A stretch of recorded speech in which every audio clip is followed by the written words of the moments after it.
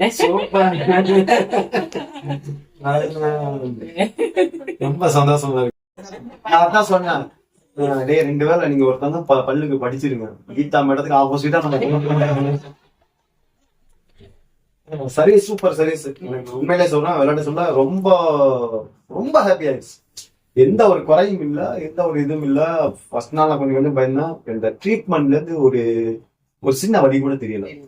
எனக்கு ஒரு சின்ன வலி கூட தெரியல. இன்ஜெக்ஷன் எடுத்தது எப்படி எடுத்தாங்க கொண்டாங்க. அதே மாதிரி நம்மளுக்கு ரொம்ப ரெஸ்பான்ஸ் கொடுக்குறாங்க.